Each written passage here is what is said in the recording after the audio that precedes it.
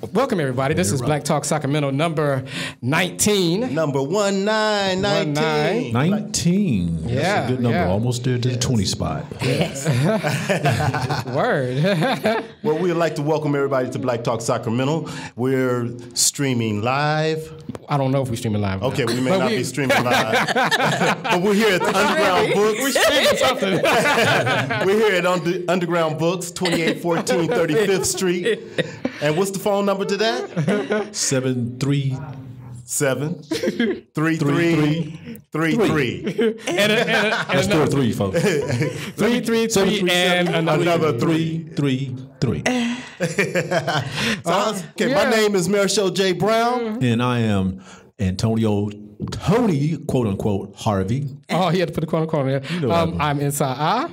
All right, so we're going to do our opening theme song here. Are you ready? Let's break it in. All right. Oh, we don't have the bass here just today. a trio today. We have somebody that's Yeah, I'm going to take the bass. Though. Okay. Boom, boom, boom, boom.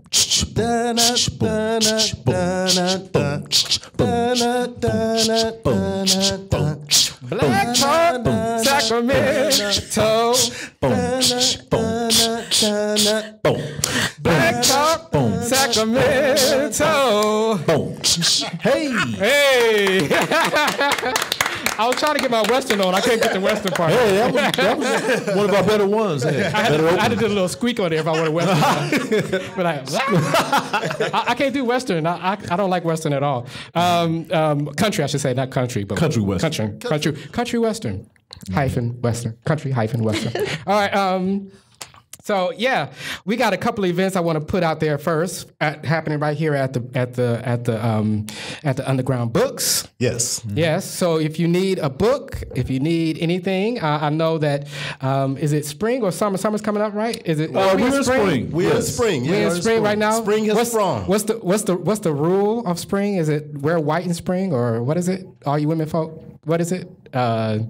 Certain colors you must wear in spring, right? Light colors? Light colors. Yeah, you know. Is it light colors in spring? Or wear whatever you like. You're not playing by the rules. She a rebel. We got a rebel up here. And whose rules are these?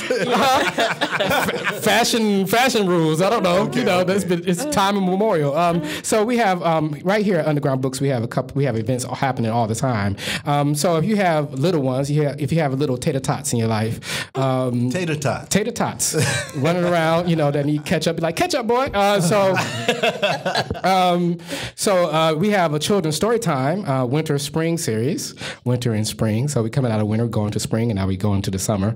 We have books, reading, and activities. We have ages 3 to 11. Wonderful. Come on out here and let the children be read to. I mean, instead of popping them in front of the TV, you can come right down here to the Underground Books on Saturday at 12 noon on January 16th. Oh, well, we already passed January. April 23rd. Come down here April 23rd. April 23rd. I'm going all the way down the road. And they'll be reading the book, My Brother Charlie. My Brother Charlie, yeah. Who's the author? Yeah, the author is, I don't know, Holly Pete. Holly Robinson Pete. Yeah. Oh, that's right. She does have a series of children books. Yeah. So it's hugging really tight there. I don't know about the dog licking, but yeah. and it will be featuring the River City Road Runners. Yes. Who are they?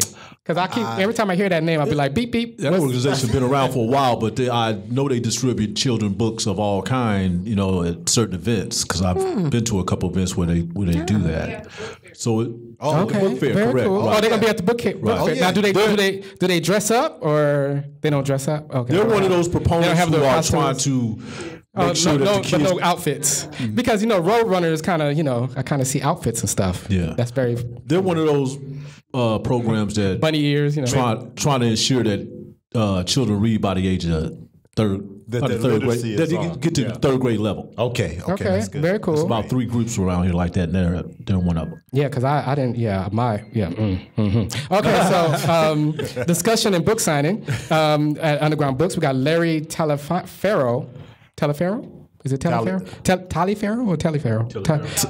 Talia Farrell, well, one of those names, is here on Saturday, April 16th. Come on down here from 2 to 4. Yeah. Grandpa's backstory after facing the realization that Mr. Talifaro was going to become a grandfather, it seemed important to tell his grandson something about his family history. Dun, dun, dun, dun. So, yes, we don't know what that will be, but hey, you can come out here and find out. Yeah, so come on down. It's a mystery thing. I don't know. And you can ask questions. It's a book discussion, so that should be great. Yeah, come on out here, have a nice literary conversation. Author. Yeah, have a conversation, intellectual conversation with somebody instead of, talking about, Bay's new song, you can come out here and have an intelligent conversation on something other than pop culture. That'd be nice. So, yeah. All right. Okay, yeah. All right. So, who do we have here as our first guest? Well. Well. Let me introduce a very. I like you put 4 wells on that. I like that. Yeah.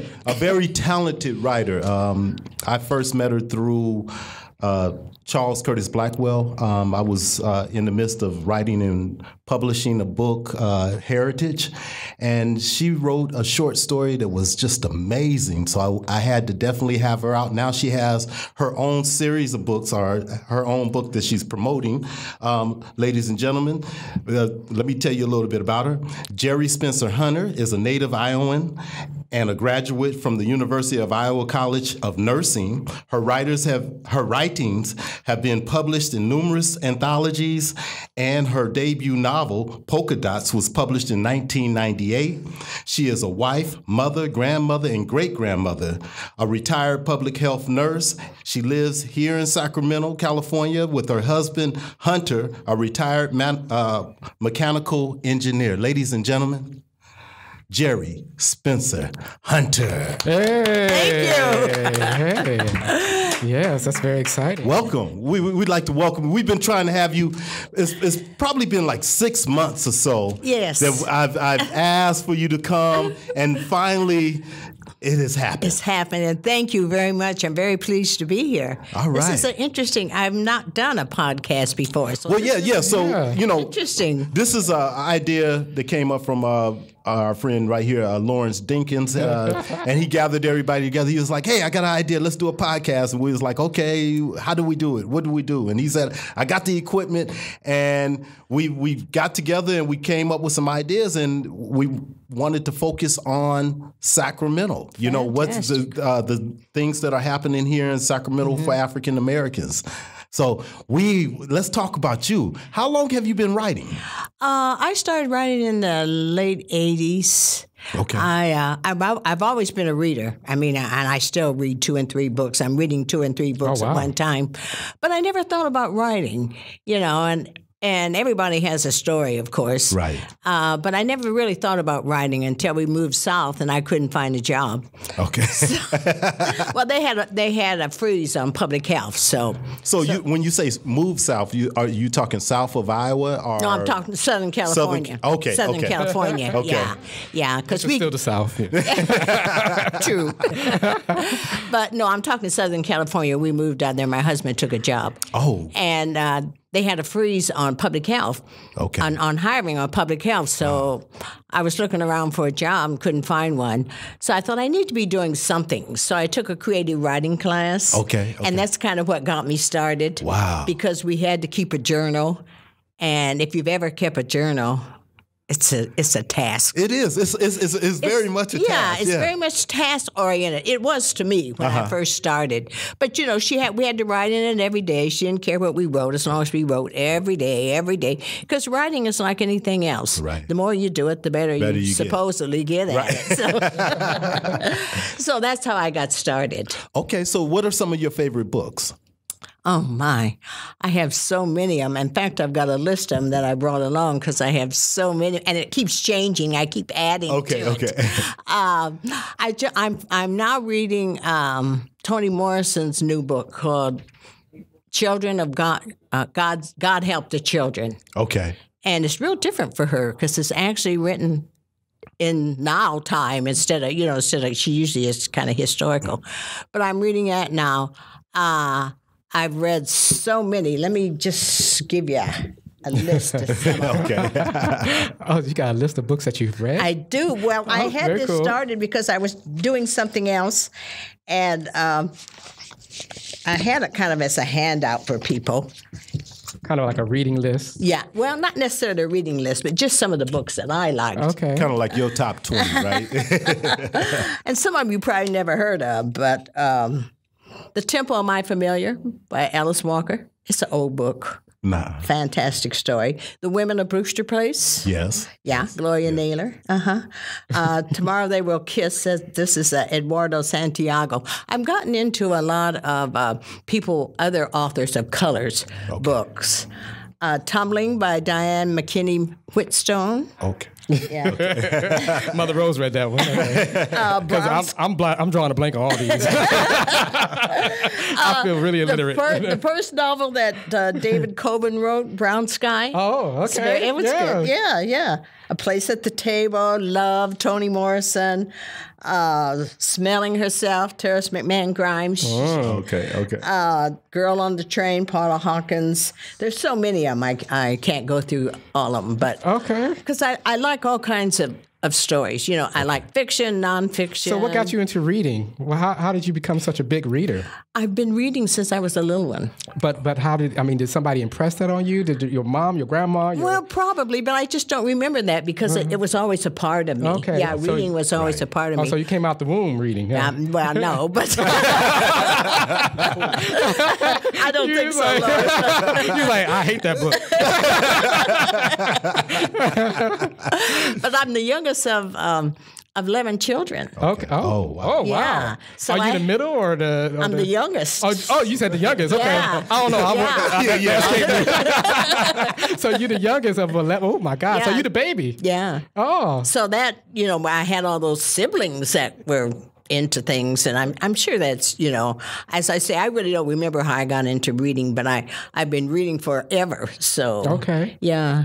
Oh wow. And I've always read 2 or 3. I'm always reading 2 or 3 books. So at a time. as a kid, what was the book that stood out to you as a kid? Because I know I have a favorite book that really tackled, that woke me up as a reader. But what was the one that did it for you? Now, Lawrence, you have to remember, I'm 80 years old. So going back to childhood. I mean, a teenager or whatever, but a book that really hit you, that hit home to you. It could be the Color Purple, whatever it was. But is there a book that like, oh my God, this is what not really. literacy is all about. This is what, not really. I really can't pinpoint one book that really got me into. Okay, so you kind of equal opportunity reader. I mean, I have a lot of interests, so okay. I'll pick up. So do you like science fiction, or you like? I do like science fiction. Okay. I like most genres. Oh wow. Yeah, you all over. Yeah. I can't write. I mean, I don't write science fiction, but I like it, and I don't read it a whole lot. But I like most genres. Mystery, cool. romance, history. So nonfiction, fiction. Wow, such a big reader. So your first book was called Polka Dots. Yes. Okay, what was that book about, and how was the process of writing it? Was it hard? Did you start out with like a storyline, or what was your process? My first book was Polka Dots, and it was a relation book. It was about a woman that was a writer, and she got published, and she was married, and she happily married, but she kind of fell into this relationship with her publisher.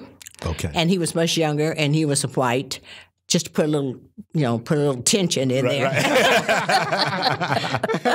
A little jungle fever in that. But it was like, people. I think when we meet our mate, we marry, we don't know who we're going to meet down the line. Right. So I in my head, it was like, you meet people, you're attracted to somebody, you don't necessarily act on that, but you have attractions, even though you're married, you're happily married to your spouse. Yeah. You're not dead. Yeah. But that's what Polka Dots was about. But instead of her, they kind of acted on their impulse, and so the book is about the results of, because when we do our behaviors, there's always consequences. And not just to us, for everybody, that surrounds us. So what was it that made you decide to say, I'm gonna write a book? I think after I did the creative writing class, I had a very good teacher. Okay. It was in Riverside, California. She was very good. And she told me, she said, I think I'm going to see your name in print one day. And I thought, oh, yeah, right. I can't even write a paragraph on it. But she really encouraged her students. So that kind of got me, I thought, well, maybe who knows. Then when I came back to Sacramento, I got into critique groups. And which is very helpful, other writers, and they were writing stuff, and I thought, let me try this. Okay. But then I found out it wasn't easy. Right. And the process is you get my process. I get an idea in my head. And I should outline it, but I don't. I don't work with outlines, and I think I should because it would probably progress quicker, my thought process. Right. But I get the idea in my head. I start writing it, and as the story goes along, you're constantly changing it. Right. And that's the one thing I really had to learn when I started writing, is that because I would write a paragraph, and I'd read it. And I'd change it every time you read it. And that's still the way today it is. Right. Because I look at my book now and I thought, I could read it. I pick it up. I thought, I wish I could change it. Right. And you're stuck on that first page. It's like you never move past that first page. You never get past that. Right. So I finally learned that just go ahead and write. Put it down, and then go back and look at it, because you're always going to change it. Right. Yeah, and so. So are you one of those writers where your characters take over? Over your. They tend to. Yeah. And I thought that was so. When I heard writers say that, I thought, how can that be? You're writing the story, but it's really true. They kind of take you where they want to go. Yeah. Oh, really? Yeah. Okay. Do you? And I think writers sometimes have it. Do you go into these writer blocks? And if you do, how long does it take you to snap up out of them? I don't really think so. When I'm kind of stuck, I start another story. So I'm writing more than one story at one time, because if I'm writing on one story and I kind of get stuck there, then I'll start another story and start writing on that. Or sometimes I'll just write, on the story that I'm stuck on. I'll just start writing, and it doesn't have to make sense, but I'll just start writing something about the characters, and eventually, the ideas will come where I want it to go. Yeah. So, but I'm always writing 2 or 3 stories at one time. Oh wow! So are you a short story writer? Do you like writing short stories? I do write short stories. Okay. I belong to Zyka, which is a creative writing group here in Sacramento. And what we used to do is we started with numbers. And you could just write anything you wanted, like from the net. But it always had to start with, you always had to have the number in there somewhere. And it was really interesting because it really helped creatively, because your mind could go all kinds of ways. It's a writing prompt. They give you a prompt, and then you're like, okay. And it also was interesting to see the different things that came out of this one number or phrase or all the different stories that came out of it. It was amazing. Yeah. Sound like a good group to be a part of. Yeah. How many books have you authored so far? The summer of my 15th year is my second novel. Okay. Yeah, Polka Dots was my first. It was published in 1998 by Wijiji Press. I've been in a lot of anthologies. Zyka has 2 anthologies coming out with the 3rd one, and I'm in there. So I've been in a lot of anthologies. Actually, anthologies are a good way to get started writing, I think, when they call for submission for different kinds of anthologies. I usually try to submit something, whether it's taken, So do you get paid if you get picked, or is there like a pay? Okay. No, you usually get a book. Okay. I'm like, hey, I might want to submit to something. Okay. Okay, so summer of my 15th year is your new book. Yes. It was just released. It was released in December of 2015. And it is published by Blue Nile Press, which Dr. is Coven's press. Dr. Coven. Yes. So let's talk about that book. What is the book about? Well, the book is about the Netter family, and I can kind of just read a little bit here and read a little bit from the book. But I'll give you a little short synopsis first. Okay. The summer of my 15th year is about the Netter family. Mama, Papa, big brother Charleston, Charlie, older sister Rebecca, Becca, and the youngest member, Etta. They live in a small Iowa town where nothing much happens and everybody knows everybody else. Papa sells insurance. Mama is a housewife, but sometimes sews for the rich white women on Main Street. Charlie attends a small southern college. Becca just graduated from high school, and Etta is turning 15. It's summer, 1937. The Depression is slowly easing, and Charlie is finally coming home. Everybody's excited, especially Papa, who dotes on his only son. In Papa's eyes, Charlie can do no wrong. Charlie, on the other hand, is in no hurry to return to the small, mostly white town of his growing up years. He likes living in the South.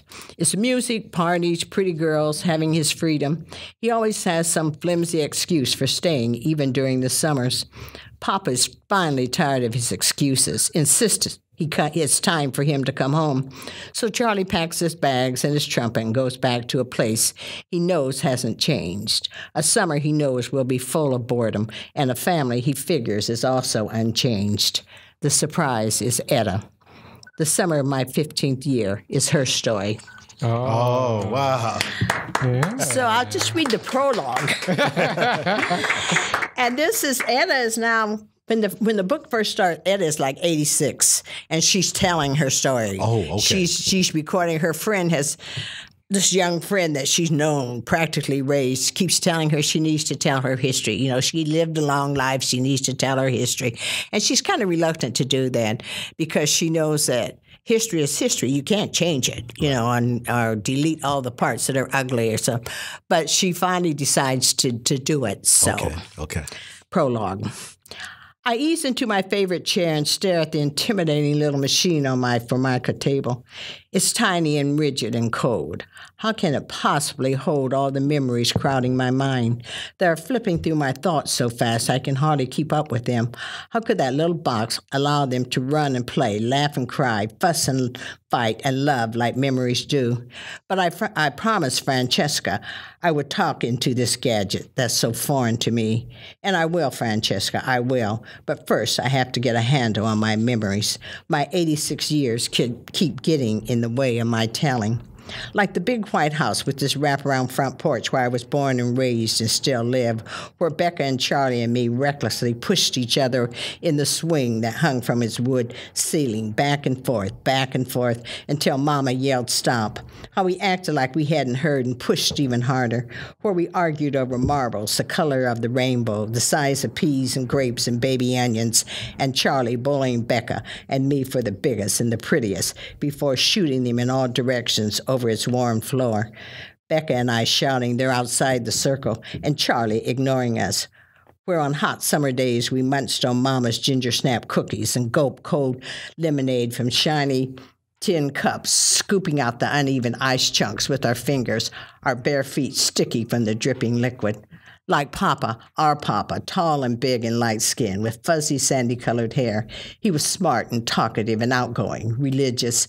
He seldom drank and never smoked, was a deacon in the church. I remember falling asleep in his lap at Sunday services that seemed to last days instead of hours. I remember him walking us to church on cold winter nights to practice for our Christmas program. I remember him and Mama teaching us our pieces. I remember sitting in the back seat of his old Ford car, squeezed between Becca and Charlie, fidgeting for more space, Becca fidgeting too, and Charlie teasing me. I remember Papa scolding Charlie, and Charlie bumping my shoulder hard as payback. And Mama, pretty Mama, with her cocoa brown skin, huge brown eyes, thick, long, kinky hair, and ready smile. Her voice was soft and gentle until Charlie or Becca or I got out of hand, misbehaved, tried to show off. Then it was loud and harsh and threatening, surprising us, always surprising us. I remember how smart Mama was and how talented. She could sew clothes, all kinds of clothes, that looked better than those sewed at Sears or J.C. Penney's. I remember Becca and me standing like statues to avoid the pinpricks, and Charlie grumbling about wearing homemade clothes. I remember her hair pressing and me trying not to cry when the hot iron got too close, and her whispering sorry with tears in her voice. I remember Becca laughing until it was her turn. in Charleston. I called him Charlie. He was the oldest and the only boy, Papa's favorite. Charlie could do no wrong, and whatever Charlie asked for, he usually got. Becca and I were jealous of Charlie. Charlie was cute and looked like Papa. He was pampered, arrogant, egotistical, and spoiled, but he was also funny and smart and bossy. When we played hide and seek, he was always the seeker. Becca and I knew he was cheating, didn't really have his eyes closed, because he found us too easily. He could draw perfect chalk boxes for hopscotch, and when we played, he never missed a square. On winter days, he pushed our sleds down the small hills, hopping on the back for the ride down. He took us to and from school, walking so fast Becca and I could hardly keep up, laughed and teased us for being scared by the weekly radio mystery series, The Shadow. And Rebecca, pretty lonely Rebecca, who I called Becca. She was moody and private and smart, smarter than Charlie, aloof. She didn't always act like a big sister, sometimes treated me like a nobody, like we were enemies instead of siblings. But sometimes she acted like we were best friends. We had tea parties with our dolls, dressed up in Mama's old clothes and shoes, tried to play duets on the piano. We giggled over girly stuff and fussed over nonsense. She helped me with my numbers, my letters, taught me to tie my shoes, and read to me for hours. Memories. I shake my head to clear my thoughts. I can't possibly tell them all, don't want to tell them all. So I decide to just stick to the ones that had the most impact. I push play on the strange little machine that I don't completely trust yet and start my telling. The summer of my 15th year. So how long did it take for you to write that? I don't know. It was probably, because as I say, I'm writing worked on 2 and 3 manuscripts at one time, so I'm sure it was over a year. Because I wrote it, and then there were parts of it that I really had trouble sharing once I got into the story, and I had to get past that. But so I'm sure it was probably a year, over a year. Oh, okay, okay. Yeah. So where can people pick up the book at? They can get the book at Underground Books. Okay, all right. They can also get it on Amazon.com. Okay. Yeah. Okay, so how much is the book? $15. $15. And is Polka Dots also available? Not through the bookstores, but if people are interested, I have some in my garage. Okay. So does the book have some sexy scenes in it? Or? Yeah. Oh. All right. Yeah, I might have to buy that. She's like, Oh, she's got one. Okay. Oh, that's the polka dot book. Okay, so you can get it here. So it's here. We're here underground. Yeah. We got both books. We got the underground and the 2 books. Yeah, 2 books. So that's awesome. So are you a country girl or are you a city girl growing up? Well, I certainly wasn't city because it was a small town. Okay. But it wasn't rural. I mean, it was just a small town Iowa girl. town, yeah, where where everybody knew everybody else. But, it was very, very few blacks in the town, so blacks every black knew each other. You know? Oh, okay. Yeah. So how did your family arrive in Iowa? They were from the South. Okay. They were from Alabama. Okay. And they were farmers down there. Oh, okay. But the boll weevils got into their crops, so they were really having a hard time. So they started migrating north, and I don't know how they learned about Iowa, but they knew that Iowa had farms. Okay. So they migrated up to Iowa, but when they got to Iowa, their farms were so much bigger.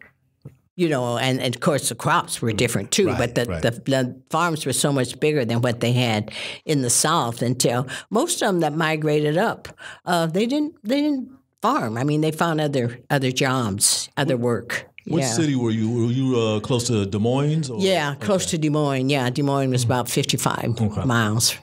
Des Moines, Ames. Mm-hmm. Okay. Iowa City, where I went to school. Mm-hmm. Ladies and gentlemen, give it up for Geri Spencer Hunter. Yeah. Thank you very much. I enjoyed thank this. you. Thank you. That was awesome. Oh, that was great. That was great. Yeah. So Thank you. yeah, Invite me back. Write another book. Are you publishing? Yeah. And we will definitely invite you back. Okay. Are you working on any other books? Oh yeah. Okay. Yeah, I've got one. I've got one about depression.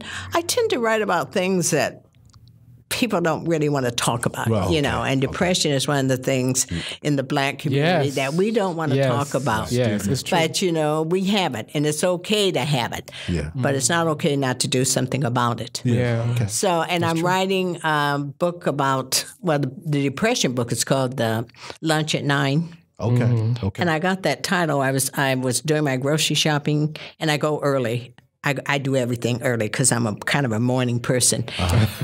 And I was there as soon as the store opened. Wait a minute, how early? Like 6:30. Well, at least it's not 4. No, not that early.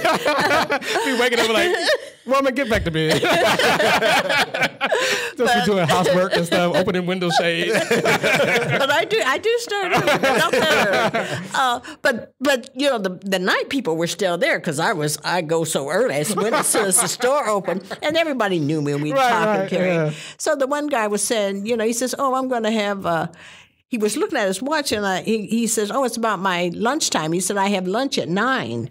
And I thought, what a good title. Yeah. So I stole the title, but I didn't know what I was going to do with it. Oh, and so you just put it on the shelf until something came. Yeah. Something that matched that. Yeah, and then I thought about the story when I was writing my story about depression. I thought, I'll put a lunch at 9 fits this because depression whacks you out. Right. You're all off schedule and everything. Yeah, the clock. Yeah. So that's why I got the title. And then I am working on one about seniors. Actually, I've got it finished because I think seniors, people don't write about them either much. It's true. It's true. It's not much of a. I know it's not much of a seller because people. Yeah. But I mean, considering the growing senior population, you think that more people would put you would. That. Yeah. And now since you said strokes, heart attacks, and murder. Oh wow. Yeah. Okay. Yeah, it's a mystery. Yeah, I was gonna say, is that a mystery? Okay. Yeah. Oh, it's a senior mystery. Yeah. Oh, very cool. And then I'm working on one for public health because that was public health is a whole. Whenever I get them published. Yeah. You're welcome. You're definitely welcome. I love mysteries. Yeah. Thank you. I love mysteries. Well, thank you once again. Thank you. Thank you. All right, so Milton, what's on the radar for you? Just participating in a couple of community events. We have a youth art exhibit that is going to be opening soon at Creative Connections Arts Academy High School. But we're going to be showcasing, it's the inaugural exhibition for the new studio gallery. Okay. We had a portable installed at the school, and we turned the portable into a permanent installation space so that the art program's technology. Right. So their whole existence is around technology. Snapchat, Facebook, Instagram, Kik.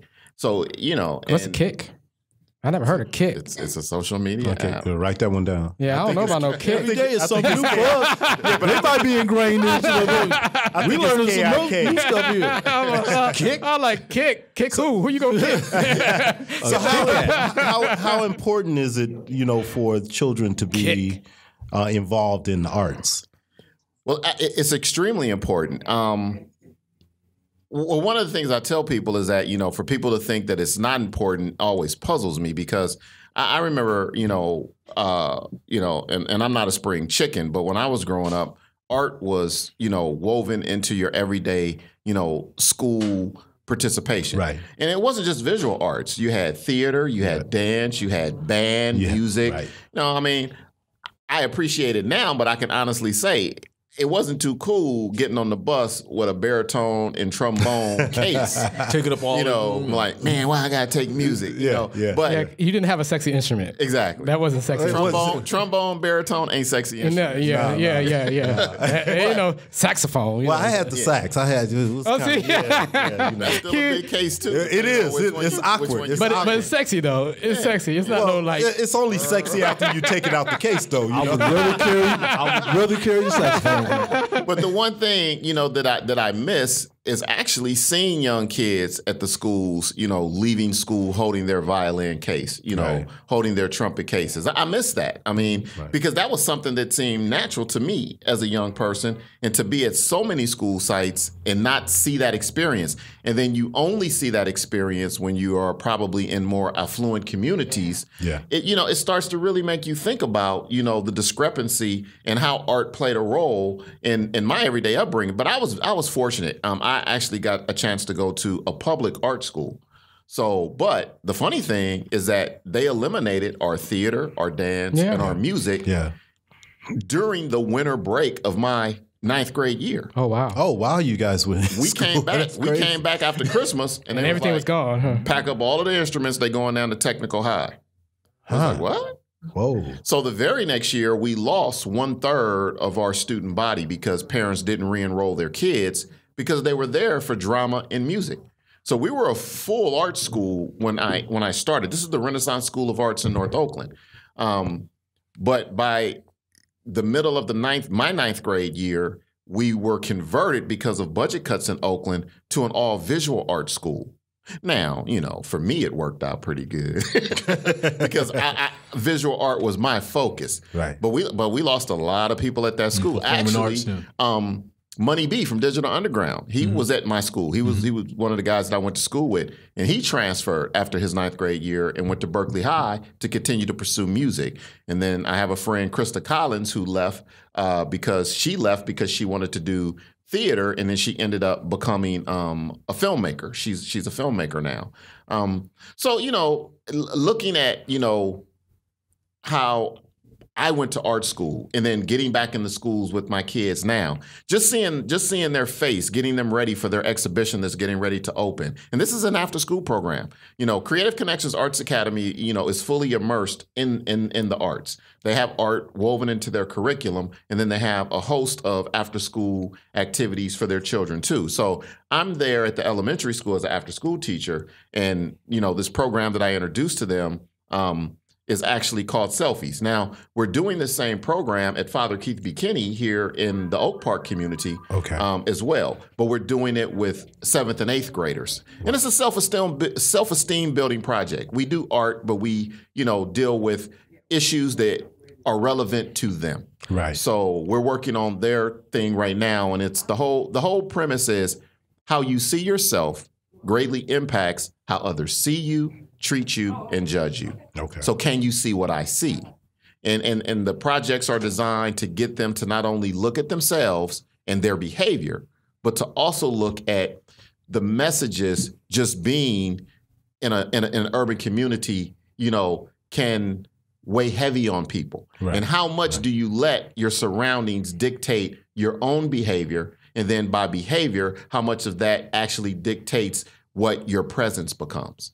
Because sometimes you can just read someone's body language and tell that they feel defeated. Yeah, yeah. And you can see somebody walk into the room and they light up the entire room.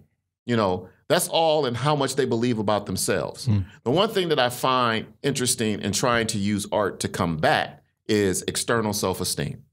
Because kids are so concerned about what they have on. You know, do they have the latest shoes? Do they have the up-to-date jacket or whatever? And that's just a mask. They're just trying to camouflage things that internally they might be hurting or not, you know, openly honest about or willing to deal with, and camouflaging it by their material dress. Well, oftentimes what I have noticed, and I think Umar Johnson said this too as well. I was watching a video where he was talking about this, and it made a lot of sense where he's talking about that, you know, we buy all this stuff to add worth because we don't feel worthy.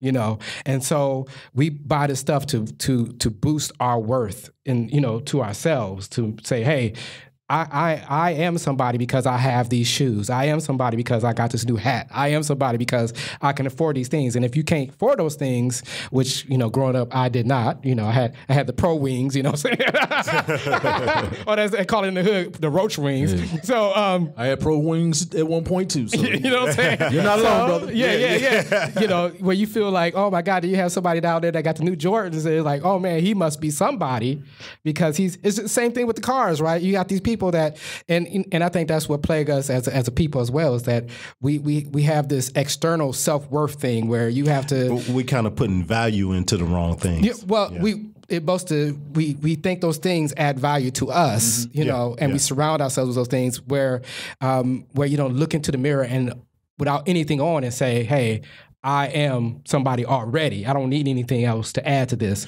Well, I'm actually putting everything else is icing on the cake. You know? Well, yeah, and if you look at young people, because my whole thing is this: and I'm just gonna keep it 100. If you work 60 hours a week and you want an expensive car and you can afford it, treat yourself. Yeah. But I don't know too many 5th, 6th, 7th, and 8th graders that work 40 hours a week. Yeah. Which means somebody is providing this for them. Yeah. And when I see children come to school and they are adorned with $350 outfits, but they are struggling at grade level. Well, those are things. That's a serious issue. Yeah. And that's what I'm saying. It's like the outside it's thing. being passed down to the children. That's exactly what's. Yeah. It's a plague, and you know, I'm not going to be, you know, so dramatic to say that it's, you know, a social disease, but it is external self-esteem, and you hit it on the head. And several scholars, Dr. Umar Johnson, several other scholars, Dr. Cornel West, Michael Eric Dyson, they have discussed this issue openly about that. But here's the one thing, and I'm a more practical, hands-on person when I look at these issues, because I'm trying to engage these young people and just to get them to see something that's very simple. Are you excited about learning? And what excites you about learning? Well, that's the other thing too. I mean, and that's indicative of the whole situation, right? You had the whole push to save money, and they pushed art out of the curriculum, right? Exactly. And by doing that, it's scientifically proven that if you have art in your curriculum, that it helps every other subject that kid is in. So it quadruples everything else. It's understanding, it's empathy, all that stuff is played into it because art is a form of empathy. Like you said, how do you see yourself from the outside in? And then not only that, but also know what you're feeling. It's a whole host of things. I mean, poetry, everything, visual art, it all helps with the development of the internal. And by them doing that, by them taking it out, it has harmed us in a way, you know. And I really think that that's why we have to, get it put back in if we can. Or I'm so grateful that you are working with kids in such a powerful way. Not a lot of them are that lucky, Milton. You know that. And that's true. But let me make one point, and you bring up a very interesting point, and I just want to hammer it home. Look at music. Now, I'm not a musician, but I played an instrument, in school from the 4th grade through the 9th and a half grade. I played instruments, but I wasn't a musician.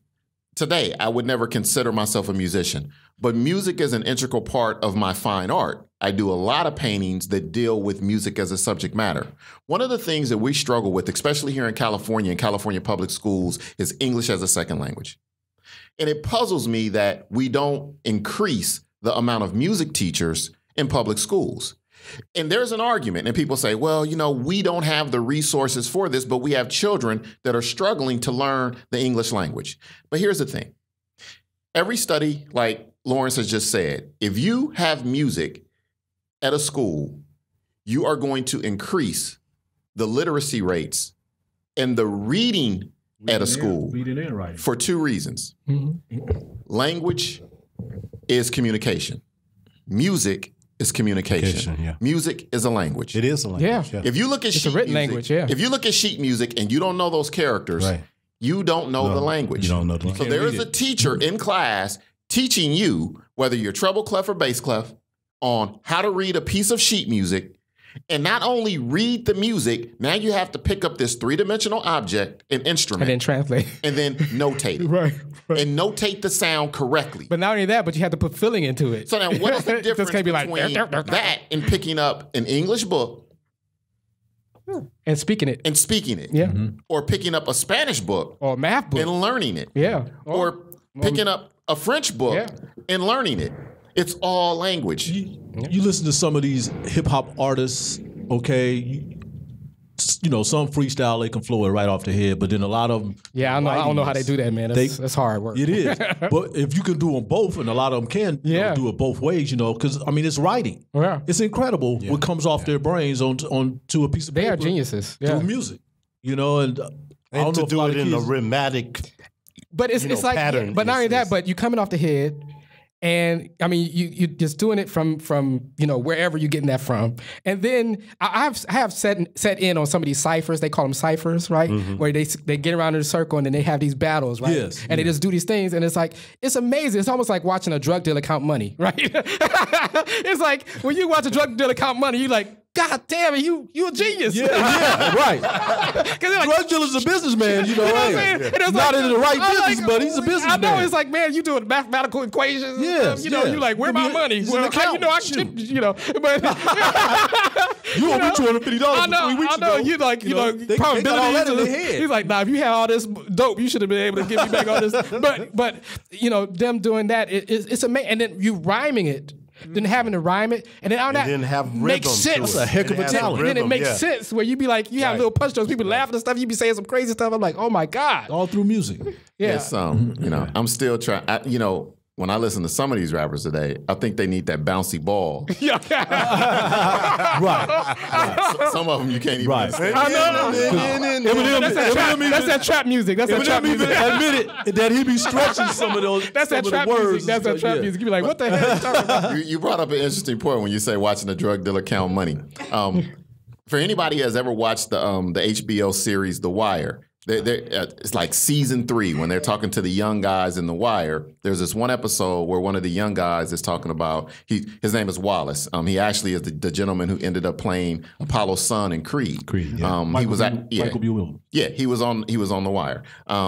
So in one episode, he's trying to tutor the young little boys that he's looking for. And the little guy is asking him for help with his homework. And Wallace is like, you know, telling him, you know, the word problem, and the little boy can't get it. So then he tells him, okay, if I give you so many vowels and somebody hands you a certain amount of money, the boy knew the answer right off the top. And he said, now how can you keep the count right, but you can't do your school math? And the little boy looks Wallace dead in his face and he says, because if I mess up the count, it's like you're gonna get beat down. You're gonna get beat down. So the repercussion of something happening is when violence. you don't get that study right, was his motivation to learn it. Well, that's okay. So go ahead. we look at the one thing and say, children today, they don't think that there's any repercussion if they go to school and don't achieve it. But not only that, it's not a problem. So what we're going to do right now, we're going to have you sit in on our Observer News. Well, we have another. He has another event. Oh, you have another one? Other than selfies? Yeah. Other than the 2 events we have with our youth, we have an art talk that is actually coming up here at Underground Books with Dr. Monica Crooks and Anna Marie. Their work is currently on display here at Underground Books. And very nice work. The art talk is going to take place the last Saturday of the month, April 30th. And it's going to be titled 2 Points of View. And it's going to be an intimate conversation that I will moderate with both artists. And the work is phenomenal. I mean, if you haven't come by the bookstore, come in, check it out. Dr. Monica Crooks is a licensed dentist, but she does paintings in her spare time, and they are wonderful works of art. And Anna Marie is a celebrated author. She's a published author. She's a poet, spoken word performer. But once again, if you want to see these ladies' work, it is on the walls here at Underground Books. Anna Marie and Dr. Cooks. I really like that one. I like that. Really beautiful. Would it be because very diverse stuff here? No. Come on down, check it out. It's almost Aboriginal. You know, it's almost Aboriginal when you look at it. Yeah. All right, so we're gonna do Observer News. What time? Observer News. So we got Tony. Tony's gonna do Observer News real quick. We have Milton sit in on our political conversations, and then we're gonna do that, and then we're gonna call it the day. Okay. Well, I will start here because it's Arco Arena. Sleep Train Arena, where the Kings were playing for 28 years. Sleep Train Arena about to go to sleep. It's Sleepy Hollow Arena. That's what I call it. Is about to go to sleep. What you call it? Sleepy Hollow Arena. Sleep or It's a dump. It's a dump. Talk about Ichabod Crane. Okay. But yes, he's closed it down. The last NBA game was played this Saturday, April the 9th, between the Kings and Oklahoma City. And they brought back all the people who played from, not all of them, but at least 50 or more players that played from, the 80s, the 90s, 2000s, and of course, a little family reunion. Yeah, it was pretty interesting. Coaches, administrators, and the Sacramento Monarchs, because they played in that venue and they won a championship, WNBA championship in 2005. So a lot of them were brought back. Many of them still live here in Sacramento anyway. I know. Did the Monarchs move or something? They kind of like went out of business. They got defunct. Yeah. They what? They got disbanded. Yeah. Like a band? They were broken up. They were kicked out. No, they wouldn't kick out the league. Like New Edition? Well, actually, the Maloofs wanted to sell the team because they couldn't financially hold on to it. Yeah. They couldn't find a buyer, so they disbanded. That's jacked up. And that was in 2009. Yeah. At a time that the team was doing really well. I know. I mean, it just wasn't, something that inspired a lot of people around here. Yeah, a lot of women. Boys and girls and women, men too, men alike. And so you had something to do over the summer, went to the wayside. But yeah, as I said, they did bring many of those members back for that occasion. And as you all know, the Sacramento Kings will be playing in the Golden One Center in downtown starting in October. Yes. Yeah, so everyone's looking forward to that. 18,000 seats, $500 million plus arena, and how much? What? It's going to cost about $500 million plus when they're done completing it, and they're almost done. So how much is the tickets? From what I heard from the ticket holders, because the first. I know I saw somebody that had already sold online. Somebody had some It's pretty pricey. tickets. It's pretty pricey. It's not going to be like you're out in North Thomas and you can get a ticket for $17. Yeah. That's not going to happen. Yeah. That's not going to happen. It's probably went up 40%, I would say. Somewhere. What? Probably. Hey, but you're talking about a $500 million arena and it's going to be downtown. Somebody got to make their money back, right? He said your ticket's going to be $1,000. We got gotta 500 make your money people, back. $1,000. Well, it'll probably be what the least expensive ticket would probably be about $40, huh? I would hope so. Yeah. I would hope so. Yeah. But it's going to be hard. But it's going to be hard to get a ticket anyway because it's a new venue, Right, and right. it's right down in I wouldn't say the middle of downtown, but where they're trying to start everything at. Because you have Old Sac, you got the rail yards, what they're trying to develop. Right. They're trying to bring housing, people back to Sacramento. So they're trying to, do this thing, with the mayor, 10,000 units in so many years and things. And the hotels that they're bringing in. And the hotels, in. right? Yeah. They're going to build a couple hotels, and they're building one right now, right in the back of, I wouldn't say the back of the arena, but it's like at On the 5th and side, J. yeah, Mhm. yeah. 5th and J. And they just started the foundation on that too. So yeah, what we're looking here is some big changes and probably a lot more events coming through here, tourist attractions coming through here than ever before. Right. Now, parking is going to be a problem. I don't care what anyone say. Yes. Coming off a high Interstate 5, so be on the lookout for that. And from right now, you can pay 8 a.m. to 6 p.m. Your parking meters and stuff, that's going to be bumped up from 8 a.m. to 10 p.m. Yeah, and it's been some people complaining about that. Yes. I think, like the city already knew that they had to put this in place. Right. Because like I said, they got to make their money back. They got to make their money back, yeah. They putting up half the money for it. Yeah. Yeah. But also, too, one of the reasons why parking wasn't included in the plan for the downtown construction is because of the neighboring parking structures. Right. So in downtown, you have over a dozen parking structures that are in walking distance to the location for the stadium. Mm-hmm. So they're hoping to generate that business for those parking lots. Now, that those parking lots are going to take full advantage of the event absolutely. parking. I would. If I have a house down, if I had a house down in Sacramento, I was like, hey, park your car right here. 15 bucks, boy. Kind of like they do Oakland. You get a check every hour on the hour, every 20 minutes. I got you. Just pay your bill. You can see the ticket here. Wait a minute. That's walk right up the street. That's that Negronomics, yeah. What Milton is saying, transportation is going to be like a moving object down there. That's what's going to bring a lot of money because. Well, we already know RT, Regional Transit, they're going up. Yeah. What, in July? Really? For the specific reason that this arena. Really? Yes. Yeah. Yes. See? Yes. You know what I'm And they saying? just hired more people to be on the train and make sure Exactly, people on the for train have security. paid. Well, did they ever work out because they were talking about not Well, they running should the make it- they train should in make it front like of New the York, arena when Where you can't the get to the games area are unless you- going on? Yes. They really don't have any other choice. I think, you know, if you're going to drop these people off as close as possible, you know, it would be probably in their benefit to a G1 seal, what they're calling it. They would feel more safer. And you do want guess- these people to feel more safer so they can come down and spend money. Right. That's I revenue guess, for the I guess city. right now is the time to become an Uber driver, huh?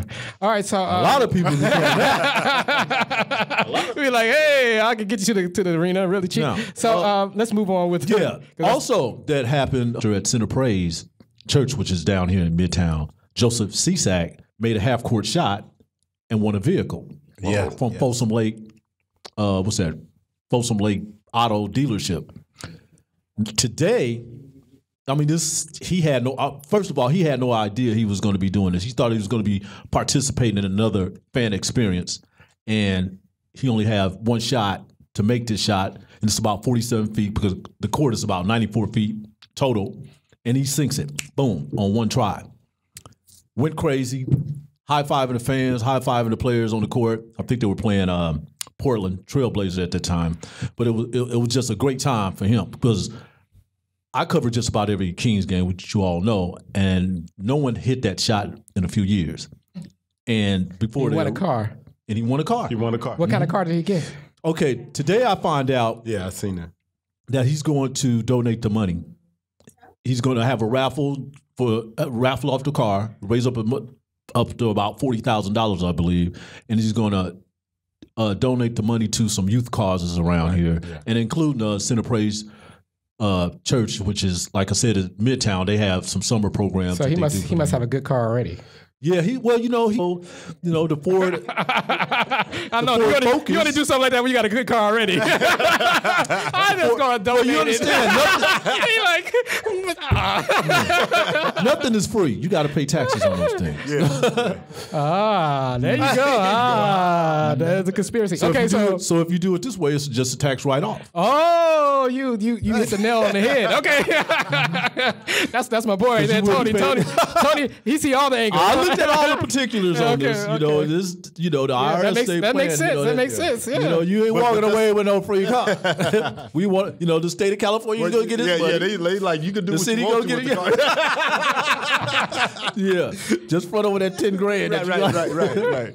So that makes a lot of sense. For Pastor Cisak, which he took over for Bishop Parnell Lovelace about a year ago down there. So he's the senior pastor. For him, for what he's doing, I think that's a beautiful thing because here we are talking about, youth and arts and how, these type of programs are struggling. He's talking about putting money back in to something that's, it has a disadvantage. So big ups to Pastor Joseph Cisak. Yeah, very cool. Now, Okay.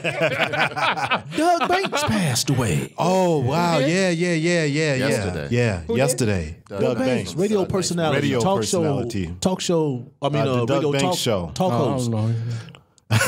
Okay, well, for us that know, I don't know who us, Doug Banks is. yeah. Well, for us that know him, on the radio, he's been on the radio for nationally for years, for 20 years. But and the show I personally, the show was here in Sacramento. it based out of Sacramento. Yeah, for about when the bomb first started. Yeah. It was based out of Sacramento. Yeah. He was here, Yeah. and he would always, wherever he moved at around the country, he would always mention Sacramento. Yeah. And it was, it was a music format, talk show hosting. He had a couple sidekicks, Dee and all, but I think something kidney failure. I don't quote me on that. Yeah, but he was complications with diabetes. Yeah, diabetes. Okay. 57 years old. 57 years old. So obviously this has been going on for a while. And then, he did these entertainment venues with, these ocean liners. You can go on these Right. these trips to like the Bahamas and thing. That was a big thing during the summer and stuff. So he did his part. He did his part. But just kind of sad to hear him go because with me being from Illinois, house music was a big thing back in the late 70s, all through the 80s. And he was the DJ of BMX, which played house music, and then during the night, he played the R&B stuff, and then he moved over to WGCI in Chicago, and then became, boom, nationally famous after that. So he's came from a long way, and I think he started with WBMX in Chicago probably 80, 81, 82, somewhere around there, and over 30 years later, here we are. Now he's passed. Wow. Yeah. Now he's passed on. He sounded like he had a good life, though. Yeah. I mean, to be in the business that he is that long, and he's a Black American, and they talked about all type of issues, just like we do. They kept it real. So that's something that's going to be missed, and little that people know, and especially people who listen to the radio a lot and like to listen to his show. Yeah. So what's next on the Observer horizon? There's always something going on with the Observer with me. Now that the NBA basketball season is over, I'm about to hit the pavement again. Okay, get around the covering these events. Okay. Actually, what I want to talk to, which is the other host who was not here, Geri Simpson, is about the Voice competition. Was that it? Yeah, where they had at Art Fair. He stood in the long line for hours, and he got went through down there. He auditions. But we'll get that next on the next time. trip. Next time he come around. But from what we know, Mr. Simpson does have a musical background. He had a group years way back, and he was one of the lead singers, and he designed their outfits and things like that. So he was in there. He was a traveling musician, so that must says a lot. He was getting paid. Yeah. All right. So, let's move on to other news real quick. So, Black Lives Matter. Wow. Tweet quoting a tweet. A Black Lives Matter activist tweeted Public Enemy, and the police picked up, but the federal government picked it up, DOJ. But they have this thing. What I found interesting about this report, about this article, was that they have a program called Digital Stakeout.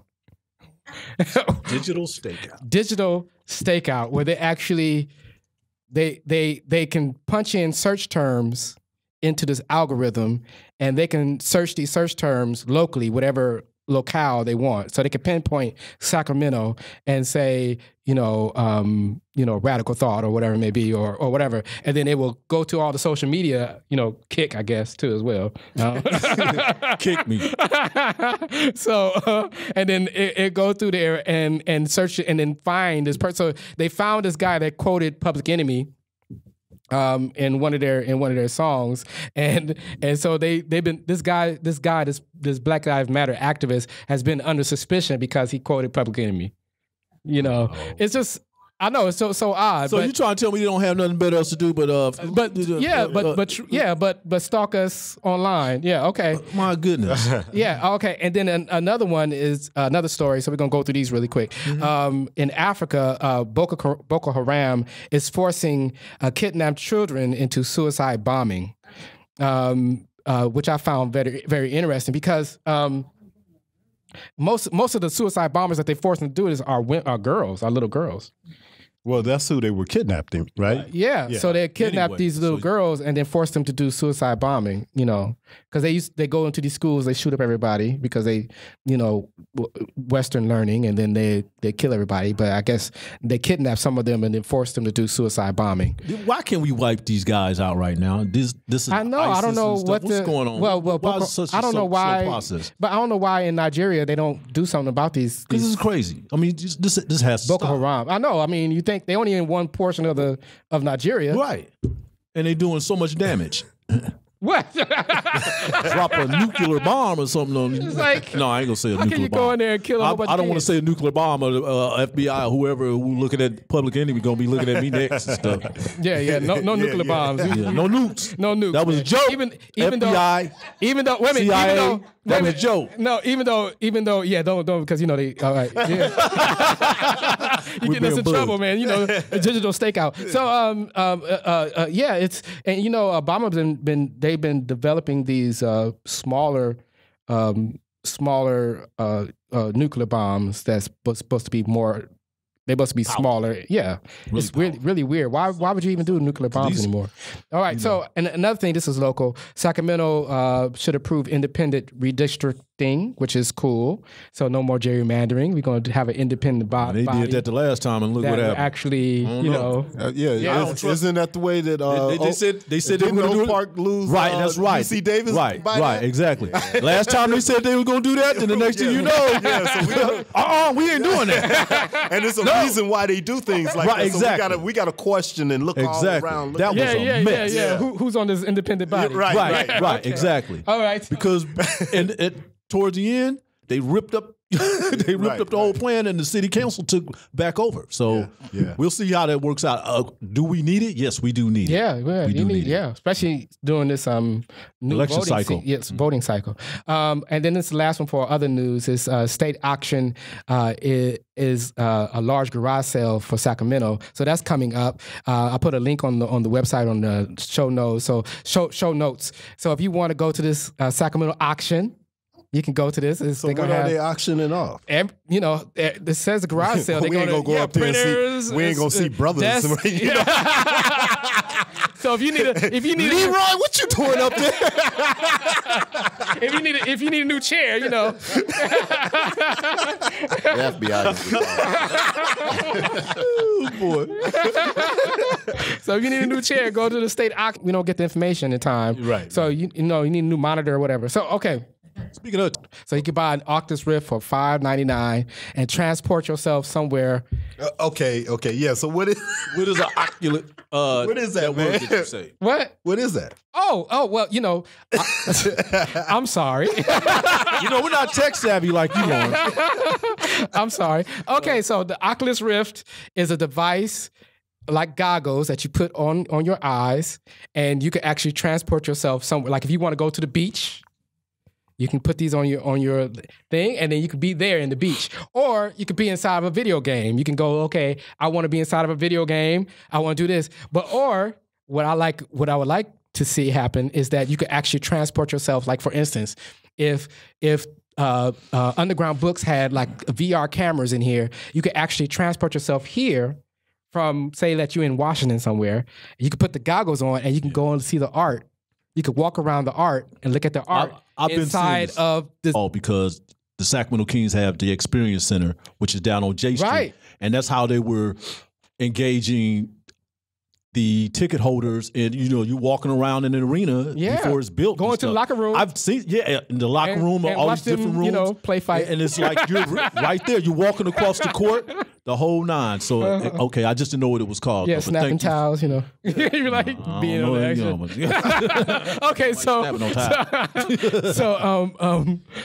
so you could do, but why I put this in the show notes is that we got to get our kids into this. This is cutting edge. We have to get our kids into this. They are making, who knows where this is going. And then the HoloLens is going to come out probably next year from Microsoft, where it's augmented reality. There's two types of realities. There's virtual reality and augmented reality. And augmented reality adds to the current reality that you're already seeing. So you hear, and if you put the glasses on, you can have advertising somewhere that only the people with the glasses can see. And then you have virtual reality where you actually transport yourself inside that environment, whatever environment you can create a fictitious environment and go there and do that. So it's amazing what they could do, because you can imagine that you have these augmented reality glasses on and say that you are in a situation where you need to learn how to put a tire on a car. You put the glasses on and you have all the instructions right there while you're trying to put this tire on in the rain or whatever. So is there somewhere here in Sacramento that our children can go to learn more about this type of technology? I would say the Hacker Lab, because that's very where we are now living in the future, where it's like, okay, we have caught up to Johnny Mnemonic. Yeah, we caught up to the movie. So it's very, I don't know if I want to go into the Marvel universe, but yeah.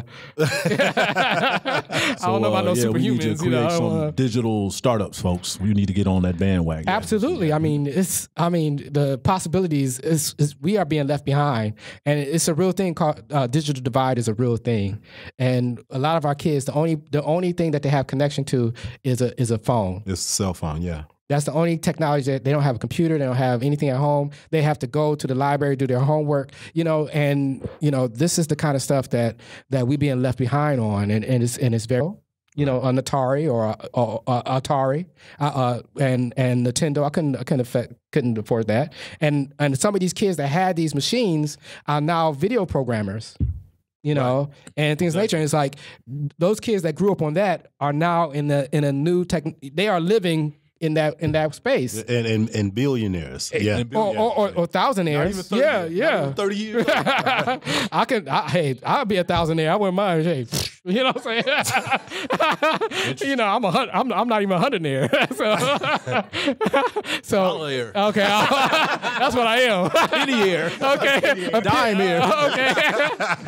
Well, it's like we were talking earlier when we were talking about local entrepreneurship. Right. And you have to think about it. If you have a group of children who are only focused on learning to defeat a high score, and you have another group of children who are learning how to program that high score. Right. That's your digital divide. Yeah. And that's exactly right. I mean, you have the consumers. Mm-hmm. And you have the producers. Are you on the producing side or you on the consuming side? And some people on both, right? But if you don't know that thing exists, then you would never know. Because I remember when I was a kid, we went to this nuclear power plant when I lived in Detroit, and we went on a field trip. And that was the first time I saw a hologram. And I was like, what the hell is this? I'm glad you reframed. You got to beat that out. I was like, what in the world is this? Right. And it just, that was the first thing that blew my mind. It was like seeing Tron in real life, and I was like, oh my God, this is and you walk around it, you see it's made out of light and that kind of thing that, it's so interesting. So, yeah. So, and then, so we have to learn how to do these things and become content creators for these devices, and everything's nature. And we have, it has gone past the web now. It's like now, can you imagine? Facebook is going to be, because Facebook owns Oculus Rift. So it's going to be a totally different thing. It's going to be like, you put the thing on now, we friends, I can actually go and visit you digitally as a friend. Whoa. I don't know if I want that, though. Yeah. I'll tell you. I might want that. I think I'm with Milton on that one. I'll pass on that one. Wait a minute. Don't be coming to my house. Wait a minute. Walking through the beach. That takes sexting to a whole nother level. Coming to my house, all over my kitchen and all that. Okay. I'm doing that. So this is the end of the show. And yes. Thank you, everybody that came out. Thank you, Milton 510 Bowens. Yeah. Milton 510. Yes. We'd like to thank Mother Rose for allowing us to have Black Talk Sacramento here at Underground Books. Yes, and our author guest. Oh, yes. Yes. Miss Geri Spencer Number 19 Hunter. is in the books. So this has been Black Talk Sacramento, number 19. Number 19. Wow, man, we've been coming together. I know, 19 times. 19 times. and believe it or not, this is the only time we get together. It's all good. We fair weather friends, We podcasting friends. Yeah. So well, before we go, we could talk about the one thing because it's coming up next month. We were nominated for an award. Okay. Oh, congratulations. Yeah. For, Best Black Talk. Well, I don't know. Best gabbers, gabbing people. TV show. Best radio podcast. show. The award show is next month. Okay. What day is that? May 23rd, 22nd? Yeah, it's like the Memorial Day weekend. Yes. And I should have had the information here in front of me, but we're going to keep our fingers crossed, and we're just happy to be nominated. Put it up on the website. We'll put it up on the website. Look out for that. I'm going to come in there. I'm going to come in there like, get out the way. Get out the way. So, make a hole. All right, so, so that has been Black Talk Sacramento. I am NSAA. My name is Marichal J. Brown. And I am Antonio, quote unquote, Tony Harvey.